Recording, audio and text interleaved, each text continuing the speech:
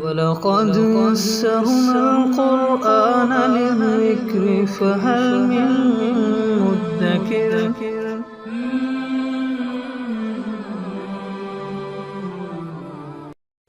آیت نمبر 16 سورہ قیامہ۔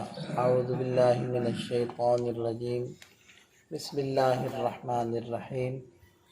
لا تحرک به لسانک لتعجل به ان علینا جمعہ وقرآنہ۔ اے نبی صلی اللہ علیہ وسلم، آپ اس قرآن کو جلدی جلدی یاد کرنے کے لیے اپنی زبان کو مت ہلائیے۔ ان علینا جمعہ وقرآنہ، یقیناً ہمارے ذمے ہے یہ قرآن آپ کو یاد کروانا اور آپ سے پڑھوانا، یہ دونوں کام ہمارے ذمے ہیں۔ سورہ قیامہ شروع سے ہم نے اس کو پڑھا تھا کہ اس میں احوال آخرت، قیامت، خاص طور پر یہی ایک نقطہ تھا اس سورت کا، اس بات یوم آخرت، قیامت کے دن کو ثابت کرنا۔ لیکن بیچ کے اندر یہ آیات آ گئی جو بظاہر ایسا لگتا ہے کہ اس کا مضمون کے ساتھ کوئی تعلق نہیں ہے۔ اصل میں کل جو آیات گزری تھی اس میں یہ ارشاد فرمایا تھا کہ بلا قادرین علی ان نسوی بنانا، کہ انسان تو یہ گمان کر رہا ہے کہ ہم انسان کو مرنے کے بعد دوبارہ زندہ نہیں کریں گے، یہ کفار اور مشرکین یہ گمان کرتے ہیں۔ کیوں نہیں، ہم تو قادر ہیں اس بات پر بھی کہ اس کے انگلیوں کے پورے بھی دوبارہ بنا دیں۔ اس کے اندر وضاحت یہ آئی تھی کہ ہر انسان کے انگلیوں کے جو پورے ہیں وہ دوسرے سے مختلف ہیں، اس کے اندر اتنی باریک لائنیں اور اتنا معمولی سا فرق ہے کہ جو دوسرے کے ساتھ انسان کی انگلیوں کے جو لائنیں ہیں وہ ملنے نہیں دیتے، وہ فرق۔ اب انسان جتنے بھی دنیا کے اندر موجود ہیں جو گزر چکے ہیں، تو کسی کے بھی پور دوسرے کے ساتھ ملتے نہیں، اور ان سب فرقوں کو اللہ تعالیٰ نے یاد رکھا ہوا ہے، اور اللہ کے لیے کچھ مشکل نہیں ہے۔ صرف یاد ہی نہیں رکھا ہوا، ان کو مٹا دینے کے بعد اللہ تعالیٰ دوبارہ سے اسی فرق کے ساتھ سب کے پوروں کو تخلیق دیں گے اور اس کو دوبارہ سے بنا دیں گے۔ اب اسی مناسبت سے اگر آپ اس آیت مبارکہ کو اس تناظر میں سمجھیں جو آج ہم نے پڑھی ہے، کہ نبی پاک صلی اللہ علیہ وسلم کی عادت مبارکہ اس موقع پر کیا تھی ابتدا میں، کہ جب حضرت جبریل علیہ السلام قرآن نازل کر رہے ہوتے، یعنی کہ پڑھ کر سناتے، تو نبی پاک صلی اللہ علیہ وسلم جلدی جلدی حضرت جبریل علیہ السلام کے ساتھ دہرانے کی کوشش کرتے تاکہ وہ یاد ہو جائے اور بھولے نہ۔ اب اس میں اللہ تعالیٰ نے یہ ارشاد فرمایا کہ آپ اس مشقت کے اندر نہ پڑیں۔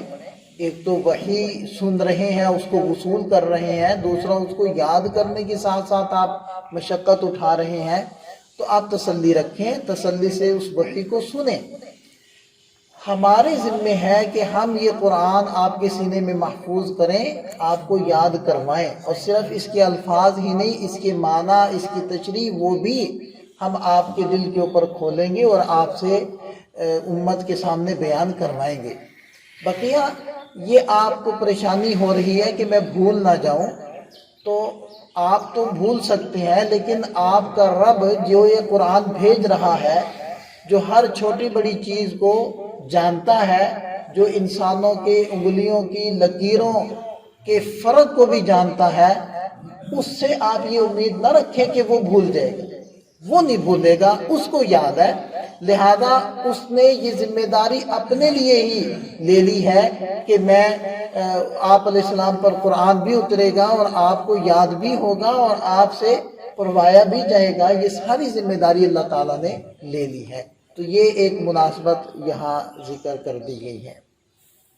ان علینا جمعہ و قرآن، یقیناً اس کو جمع کرنا یعنی کہ آپ کے سینے میں محفوظ کرنا، یعنی آپ کو یاد کروانا، و قرآن اور آپ سے پڑھوانا، یہ ہمارے ذمہ ہے۔ فَإِذَا قَرَأْنَاهُ فَاتَّبِعْ قُرْآنَهُ، پھر جب ہم اس قرآن کو پڑھیں حضرت جبریل علیہ السلام کے واسطے سے، یعنی حضرت جبریل علیہ السلام جب آپ کے سامنے قرآن پڑھ رہے ہوں تو فَاتَّبِعْ قرآن، بعد میں آپ نے حضرت جبریل علیہ السلام کے پڑھنے کی ہی پیروی کرنی ہے، یعنی جیسے وہ پڑھ رہے ہیں قرآن کو ویسے ہی آپ نے بعد میں اس قرآن کو پڑھنا ہے۔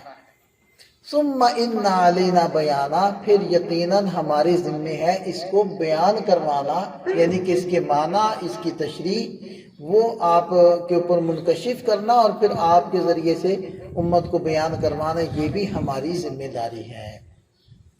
تو یہ 2-3 آیات یہ وحی سے متعلق بیچ میں آ گئی۔ کلا بل تحبون العاجلہ، یہاں سے دوبارہ سے وہی مضمون پھر شروع ہو رہا ہے جو ابتدا سے سورت میں تھا، یعنی یوم آخرت کا اس بات۔ تو ارشاد فرمایا کلا بل تحبون العاجلہ، خبردار، بلکہ بات یہ ہے کہ تم لوگ عاجلہ، جلدی آنے والی چیز کو پسند کرتے ہو۔ کفار سے خطاب ہے اور بعض ان ایمان والوں کو بھی اس میں مخاطب بنایا جا رہا ہے کہ جو آخرت پر دنیا کو ترجیح دے رہے ہوتے ہیں۔ تو عاجلہ، جلدی آنے والی چیز مراد دنیا، کہ تم دنیا کو پسند کرتے ہو، وَتَذَرُونَ الْآخِرَةَ، اور آخرت کو نظر انداز کیے ہوئے ہو۔ تو جو انسان ترتیب ہی اپنے دن کی، اپنے کھانے کمانے کی اس انداز میں بناتا ہے کہ اس کی ترتیب میں، اس کے نظم و ضبط کے اندر آخرت والی کوئی چیز ہی نہیں ہے، آخرت کی کوئی فکر ہی نہیں ہے، یا آخرت والا کوئی عمل ہی نہیں ہے، تو ایسے لوگ مراد ہیں۔ اور ظاہری بات ہے کہ ایمان والا ایسا نہیں ہو سکتا، اور عمل میں تو چلو پھر بھی سستی ہو سکتی ہے، لیکن اس کی عقیدے نظریے کے اندر یہ کبھی بھی بات نہیں ہو سکتی کہ وہ آخرت کے اوپر ایمان نہ لاتا ہو اور اس کی فکر اس کو نامنگیر نہ ہو۔ تو وَتَذَرُونَ الْآخِرَةَ، اور ارشاد فرمایا وُجُوهٌ يَوْمَئِذٍ نَاظِرَةٌ، کتنے ہی چہرے ہوں گے جو اس دن تر و تازہ ہوں گے، خوش باش ہوں گے۔ اس کی مثال آپ یوں سمجھ لیں کہ جب امتحانات گزر جائیں، رزلٹ کا دن ہو، تو طلبہ کو تو اندازہ ہے کہ ہم نے پیپر کیسے دیے۔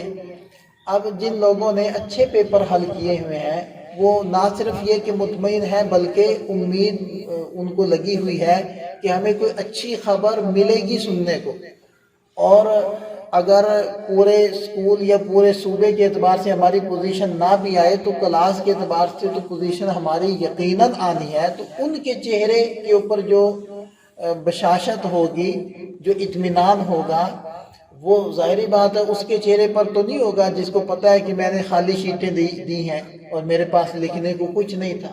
تو دونوں کے چہروں میں فرق ہوگا۔ تو یہی معاملہ انسانوں کا قیامت کے دن ہوگا کہ جنہوں نے محنت کی ہے، مشقت اٹھائی ہے، تکالیف برداشت کی ہے اللہ کے حکموں کو پورا کرنے کے لیے، تو اپنے آپ کو مشقت میں ڈالا ہے، تو وجوہ یومئذ ناظرہ، یہ چہرے اس دن تر و تازہ، حشاش بشاش ہوں گے۔ الی ربہا ناظرہ، اپنے رب کو دیکھ رہے ہوں گے۔ یہ بھی اہل جنت کو ایک نعمت ملے گی کہ وہ اپنے رب کا دیدار کریں گے۔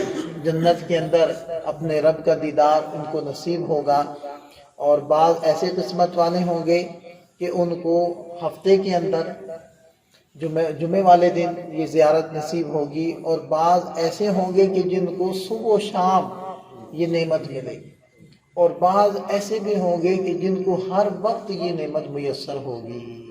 اور جنت میں اس سے بڑھ کر کوئی نعمت نہیں، یہ سب سے آخری نعمت، سب سے بلند نعمت، سب سے بڑی نعمت اپنے رب کا دیدار۔ جنتی جب اللہ تعالیٰ کا دیدار کرے گا جنت کو بھول جائے گا، جنت کی نعمتوں کو بھول جائے گا، اور رب کے دیدار کے بعد اس کا حسن بڑھ جائے گا، اس کی جنت کی نعمتیں بڑھ جائیں گی۔ وَوُجُوهٌ يَوْمَئِذٍ بَاسِرَةٌ، اور کتنے ہی چہرے اس دن بگڑے ہوئے ہوں گے، ان کے اوپر مایوسی چھائی ہوگی۔ تَظُنُّ أَن يُفْعَلَ بِهَا فَاقِرَةٌ، اور وہ گمان کر رہے ہوں گے کہ ان کے ساتھ ایسا معاملہ ہوگا جو ان کی کمر توڑ کر رکھ دے گا۔ کلا، خبردار، اذا بلغت التراقی، جب موت ہنسلی کی ہڈی تک پہنچ جائے گی، سانس ہنسلی کی ہڈی تک پہنچ جائے گا، یعنی کہ موت کا وقت ہوگا۔ دیکھیں اس سے پہلے قیامت کا بیان تھا اور ان آیات میں موت کا بیان شروع ہو گیا۔ تو قیامت کبریٰ ہے اور موت انسان کی قیامت صغریٰ ہے۔ حدیث پاک میں آیا کہ من مات فقد قامت قیامتہ، جو وفات پا گیا اس کی قیامت تو قائم ہو گئی، اس کے اوپر جو گزرنا تھا وہ تو گزر گیا۔ تو ایک ہے قیامت کبریٰ جو سب کے اوپر قائم ہوگی جب سب مردے بھی زندہ ہوں گے، اور ایک ہوتی ہے قیامت صغریٰ جو ہر ایک کے اوپر اس کی موت کے وقت طاری ہو رہی ہوتی ہے۔ تو قیامت کبریٰ کو پہلے اللہ تعالیٰ نے بیان فرما کر اب قیامت صغریٰ کا تذکرہ شروع ہو گیا۔ تو فرمایا کہ جب اس کا سانس، اس کی موت ہنسلی کی ہڈی تک پہنچ جاتی ہے تو وقیل من راق، اور کہا جا رہا ہوتا ہے کہ کون ہے جو دم کرے، کوئی جھاڑ پھونک کرے، کوئی اس کا علاج کرے۔